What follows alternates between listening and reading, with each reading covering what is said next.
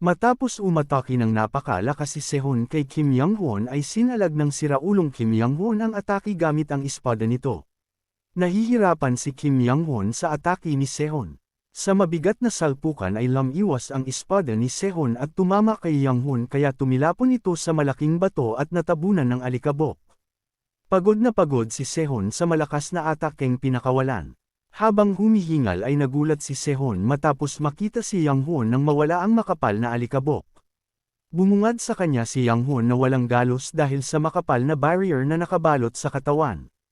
Pagyayabang ni Young-won na si Sehun ay isang klase ng bastardong may mababang uri ng dugo ang dumadaloy. Sabay sinipa ang walang malay na nakahandusay na si Teso. Nang makita ni Sehun ay mas nagalit pa ito at tinawag na bastardo si Young-won. Salaysay ni Kim Young-won na mula nang sila ay nag-aaral ay lamang na si Sehun sa kanya. Kahit sa exercise, at kahit ang abilidad nito bilang player ay mas lamang pera nito sa kanya.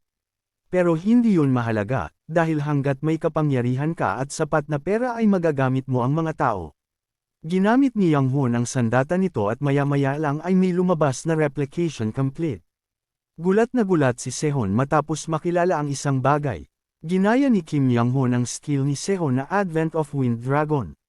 Sabay umatake ng napakalakas kay Sehun, habang sinasabi na palagi siya ang mas nangingibabaw kay Sehun.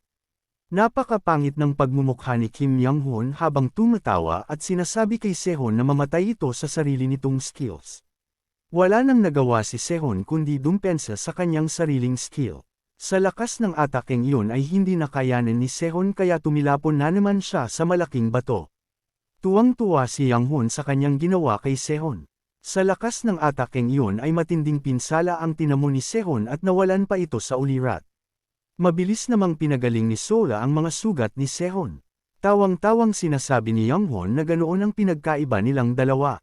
Galit na ang batang Yunbi kaya hamarang na ito para labanan si Young-won. Nagcast si Yunbi ng spell na Lightning Spear sabay pinatama kay Young-won. Hindi naman umatlab kay Young-won dahil sa kapal ng barrier nito. Tinatawanan lang ng pangit na Young-won ang atake kidlat, habang sinasabi na kahit anong gawin nito ay hindi iyon magiging sapat. Alalang-alala na si Sola sa sugatang si Sehun dahil kahit anong gawin niya ay hindi niya ito mapagaling ng mabilisan kaya binigyan lamang niya ito ng paunang lunas. Mungkahi ni Sola na tutulungan muna niya si Yunbi kaya magpahinga lang muna ito at magpalakas kaagad. Habang nakatulala ay naiisip ni Sehun na kailangan niyang makaligtas. Wala nang natitirang lakas sa kanyang katawan kaya kailangan niya ng higit pang lakas. Habang napapatanong sa kanyang isipan kung katapusan na ba niya, naisip pa ni Sehun na kailangan niyang maghiganti sa taong nang abandona sa kanyang ina. Pero kailangan din niyang protektahan ang mga taong malapit sa kanya, kaya kailangan niya ng higit pang paghihiganti. Dagdag pa ni Sehun habang nakangiwan na nangyari ang lahat ng iyon dahil mahina siya, at walang kapangyarihan. Habang nasa malalim na pag-iisip ay biglang may tinig na nagsalita sa kanyang isipin at tinatanong si Sehun na kung kailangan ba nito ng lakas. Inulit pa ng tinig na kung kailangan ni Sehun ng lakas. Sa isang banda sa taas ng bato ay tahimik lang na nakabantay si Kang-woo habang nanunood ng labanan. Nakilala ni Kang-woo na ang bastardong iyon ay ang taong binanggit ni Sang-so. Natuwa si Kang-woo matapos malaman na ang guild na sumusuporta sa Demonic Order ay ang Mir Guild. Matapos ng mga nalaman ay hindi makapaniwala ang ating bida na si Kim Sehun ay anak ng isang kabit. Napansin niya na magkamukha ang dalawang iyon pero ang totoo ay magkapatid pala talaga ang mga ito. Nag-inat-inat si Kang-woo para makisali na sa laban. Maya-maya ay natigilan siya matapos may tinig na narinig. Narinig ni Kang-woo ang sinabi ni Sehun na gusto nito ng kapangyarihan. Ang lakas na kayang talunin ang kalaban. Naglabas si Sehun ng malakas na kapangyarihan sa kanyang katawan. Galit na galit si Sehun na itinaas ang espada at gumamit ng skill na dragon. Habang sumisigaw na kailangan niya ng lakas na kayang protektahan ang mahalaga sa kanya. May lumabas na notification sa harap ni Kang-woo na ang subordinate na si Kim Sehun ay tinanggap ang kapangyarihan mula sa Heavenly God. Napatanong na lang si Kang-woo kung nakatanggap ba si Sehun ng awakening. May lumabas pa na notification na ang subordinate Kim Sehun ay nag-a-activate ng bagong teknik. Nakuha pa nito ang Cloud Dragon Sword Technique at ang Cloud Dragon Walk. Napasabi na lang ang ating bida na gaya ng inaasahan sa isang main character. Galit na sumigaw si Kim Sehon habang inaatake si Kim Young-hoon. Wala nang nagawa si Young-hoon kundi dumipinsa sa mga atake ni Sehon. Habang paatras para takasan ang atake ay napapaisip na lang si Young-hoon na bakit ganun ang nangyayari. Maya-maya lang ay tinamaan ang kanyang balikat sa atake ni Sehon. Walang hiwat sa pag-atake si Sehon na animoy wala sa sarili na ang intensyon ay talagang mapatay si Young-hoon. Takang-taka si Young-hoon dahil wala ng epekto ang kanyang absolute defense dahil sa mabilis na atake ni Sehon. Ginamit ni Kim Young-hoon ang nagaya niyang teknik kay Sehon na Hidden Dragon Sword Technique Chapter 5 at Advent of the Wind Dragon. Pero ginamit ni Sehon ang bago niyang teknik na Cloud Dragon Sword Technique at Cloud Dragon Rampant Dance. Wala pa ring nagawa si Young-hoon kundi umatras sa mga atake ni Sehon na may dragon na sumusunod sa hulihan. Habang dumidipinsa ay napapasabi na lang si Young-hoon na napaka-impossible ng nangyayari. Dahil napakabilis ni Sehon na parang sinasayawan lamang siya nito sa bilis ng pagkilos. Lamang si Sehon sa kanya pagdating sa bilis. At sa lakas ay mas lamang din ito. Hindi na nakadepensa si Young-hoon kaya nalaslas ni Sehon ang balikat nito. Napaatras si Young-hoon habang iniisip na kailangan niyang makalayo kay Sehon dahil katapusan na niya pag di siya nakaalis. Nang akmang tatamaan na si Young-hoon ng atake ni Sehon ay biglang sumingit ang bodyguard nito at ihinarang ang malaki nitong palakol para protektahan si Young-hoon. Inatake ni ng bodyguard si Sehon kaya tumilapon ito palayo. Sinigawan ni Young-hoon ang bodyguard nito at sinabing, ano ang ginagawa nito sa mga oras na nasa panganib siya? Nanunood lamang ito habang siya ay nasa panganib. Humingi naman ang bodyguard sa Vice Guild Master. May lumabas na notification kay Sehon na nagtamo ito ng critical hit at serious internal injury. Ang inner injury nito ay magiging malala kapag hindi ito nagsigawa ng spiritual cadence. Napaisip si Sehon na natamo niya iyon mula sa alalay ni Young-hoon. Lumapit ang bodyguard ni Young-hoon sa harap ni Sehon at sinabing aminin na ni Sehon ang pagkatalo dahil hindi nito kayang lampasan ang kanyang Vice Guild Master. Inutos ng bodyguard na kapag sumunod sa kanila si Sehon ay isang braso lang ang puputulan niya rito. Hindi nakinig si Sehon sa utos ng bodyguard bagkus minura pa niya ito. Matapos marinig ng bodyguard ang sinabi si Sehon ay binigwasan nito si Sehon gamit ang dulo ng hawakan ng sandata nito. Sa lakas ng atake ay bagsak si Sehon sa lupa at yumunig ang pinagbagsakan. Tinapakan pa ng bodyguard ang braso ni Sehon. Sa sakit ng naramdaman ni Sehon ay napangiwi na lang siya at hindi may galaw ang katawan, habang tumutulo ang dugo sa mukha. Wala nang kalakas-lakas si Sehon sa katawan kaya wala nang magawa kundi tingnan ang mangyayari sa kanya. Itinaas ng bodyguard ang palakol nito para putulin ang isang braso ni Sehon, habang sinasabi ng bodyguard na ang mga mahihina lamang ang may karapatang magdusa. Napaluhan na lang si Sehon habang nag-aantay ng sasapitan niya, naalala pa niya ang nakaraan noong bata pa siya. Habang sa loob ng isang tahanan ay may pamilyang masayang kumakain. Sa labas naman ay siya at ang nanay niya na nakayakap sa kanya at umiiyak.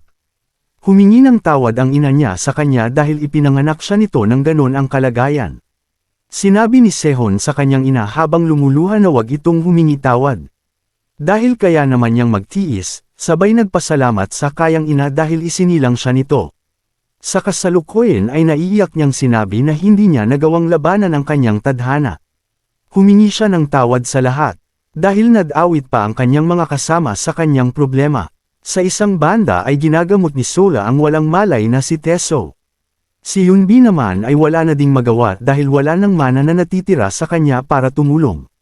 Habang nakabilagta ay humihingi pera ng tawag si Sehon dahil hindi niya nagawang protektahan ang kanyang mga kasama.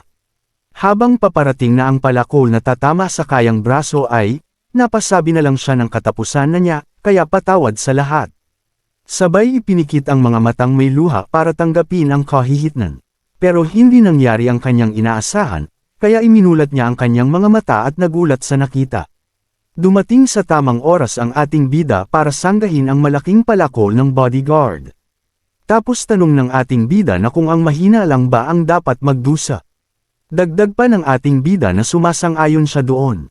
Matapos nun ay binigwasan ni Kang Woo ng isang malakas na sipa ang bodyguard kaya tumilapon ito palayo.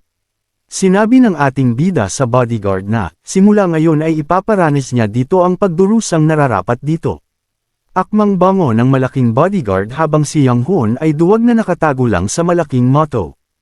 Ang nakahandusay na si Sehun ay nagawa pang makapagtanong sa ating bida na kung paano ito nakarating doon. Napakamot na lang ng ulo si Kang Woo sa isasagot. Sa isip ni Kang Woo na simula pa lang ay minamatyagan na niya ang mga ito, at nagpakita lamang siya nang lumabas na ang mga players ng Demonic Order, pero hindi niya pwedeng sabihin iyon kay Sehun. Kaya ang sinabi na lang ng ating bida ay magpaliwanag siya rito mamaya. Inutosan ng ating bida si Sola at Yunbi na kunin si Sehun at gamutin, na agad namang sumunod ang dalawa. Nagtanong ang bodyguard sa ating bida na kung taga-War Angkor ito. Sagot ni Kang Woo na, kung taga-War Angkor siya ay sana hindi siya pupunta ng mag-isa lang. Dagdag pa ng ating bida na hindi naman sila close ng bodyguard kaya hindi nila kailangang magbatian. Kaya bakit hindi na lang ito lumapit sa kanya at nang masaktan? Galit na galit ang bodyguard sa kay abangan ni Kang Woo kaya naglabas ito ng kapangyarihan, sabay sumugod sa ating bida. Pinalakol nito si Kang Woo, pero laking gulat ng bodyguard nang sinanggalang ni Kang Woo ang talam ng palakol gamot ang isang kamay lang at nayup pa ito sa lakas ni Kang Woo. Habang nakangiti ng nakakaloko ay siyang panginginig ng bodyguard. Sinabi ating bida na ibibigay niya rito ang karapatan na nararapat dito. Nagngingit-ngit sa galit ang bodyguard habang pinagpapawisan, at si Kang Woo ay nakangiti ng parang demonyo sa refleksyon ng salamin ng bodyguard. Mula sa likod ng malaking bato ay sumigaw si Yang Hoon sa bodyguard na si Chan Mayong-ho na ang demonic energy. Gamitin na nito ang demonic energy nito. Tanong pa nito na kung gusto ba nitong mamatay, yun ay isang utos, kaya magmadali na itong gamitin ang demonic energy nito. Wala nang nagawa si Chan Mayong-ho kundi bitawan ang sandata. Hinawakan nito ang kasuotan sabay pinunit habang ginagamit ang demonic energy. Ilang sandali lang ay may lumaki pa ito at tinutubuan ng sungay. Tuluyan ng hamaba ang sungay nito at tinubuan ng pangil, sabay umanhil ng malakas at tuluyan ng nag-anyong demonyo. Inanggilan nito ng malakas ang ating bida para sindakan pero nakatayo lang si Kang Woo sa harapan nito. Masayang masaya si Yang Hoon sa gilid ng bato habang sinasabi na mananalo si Chan Mayong-ho sa ganung pagkakataon.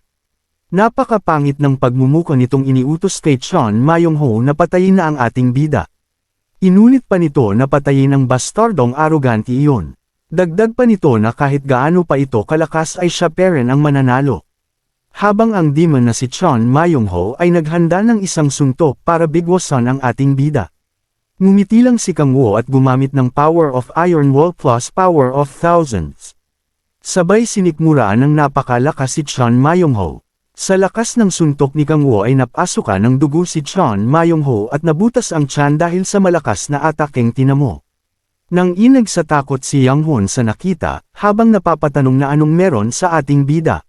Bulagta ang walang buhay na Chan Mayong-ho at pati sungay ay putol. Matapos nun ay iniwanan ng ating bida habang nagliliwanag ng kulay pula ang mga mata na nakatingin sa direksyon ni Yang Hoon. Napatanong na lang sa isip si Yang Hoon na kung isang bang ranker ang ating bida o kung anuman. Pero kung hindi ito ranker ay bakit nito natalo si Chan Mayong-ho na gumagamit ng demonic energy. Tumakbo si Yang Hoon palayo habang iniisip na kailangan niyang makaalis, at kailangan niyang kontekan ang kanyang ama. Baang humahanggos ay inilabas niya ang isang puting orb para tawagan ang kanyang ama. Ang puting bilog na bagay ay ang communication orb. Ang isang bagay na maaaring komunikta ang nasa loob ng gate at matawagan ang nasa labas. Habang tumatakbo si Yang Hoon dala ang orb ay biglang sumulpot sa likod niya ang ating bida na may mukhang demonyo pagmumuka, habang nagtatanong na kung saan pupunta si Yang Hoon. Itinulak ni Kang Woo si Yang Hoon kaya bumulagta ito sa lupa. Nagtanong ito kung sino ang ating bida, pero tinapakan ni Kang Woo ang kanyang ulo. Habang nakatapak si Kang Woo sa ulo ni Yang Hoon, sinabi ng ating bida na ang mga taong gaya nito ay palagi na lang nagtatanong sa tuwing natataranta ang mga ito. Sabay tanong ng ating bida na kung ganun ba ang itinuro sa kanila ng demonic order. Sinabi pa ni Kang Woo na kung ang bagay na hawak ni Yang Hoon ay gagamitin ito para tawagan si Kim Jae-hyun. Ngumiti si Kang Woo ng pademonyo sabay utos kay Yang Hoon na maaari na nitong tawagan ang ama nito. Sa isang banda nakaharap ang guild master ng Mir Guild sa communication orb. Maya-maya pa ay umilo ito dahil may dumatawag. Nagsalita ang nasa kabilang linya na at nagtanong na kung ito ba ang guardian ni Kim Young-hon. Tanong ng guildmaster na kung sino ang nagtanong. Sinabi ng nasa kabilang linya na siya ang may hawak sa anak nito bilang hostage niya.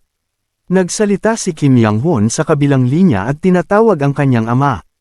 Ang ating bida ang may bihag kay Kim Young-hon sabay tinawag na bastardo si Kim Jae-hyun. Sinabi ng ating bida kay Kim Jae-hyun na ang anak nito ay isang rebelde at hindi marunong sumunod sa utos. Sabay tanong ng ating bida kay Kim Jae-hyun na kung tinuruan ba nito si Kim Young-hon ng tamang asal sa tahanan nito. Sa kabilang linya ay inaasar nito si Kim Jae-hyun habang nakagapos si Kim Young-hon gamit ang power of restraint. Mungkahi ni Kang Woo kay Kim Jae-hyun na siguro naman ay may pakialam ito sa kanyang anak. Dahil ang kondisyon ng anak nito ay talagang malubha. Tanong ni Kim Jae-hyun sa ating bida na ano ang gusto nito. Sagot ng ating bida na kung gusto nitong maligtas ang putang inang anak nito, ay magmadali itong pumunta sa Mokdong C-Rank Gate. Tanong ni Kim Jae-hyun na kung mag-isa lang ba siyang pupunta. Tumawa lang ang ating bida at sinabi na, kung seryoso ba ito na pupunta ito ng mag-isa kung sinabi niya mag-isa lang ito. Malamang magsasama ito ng alalay.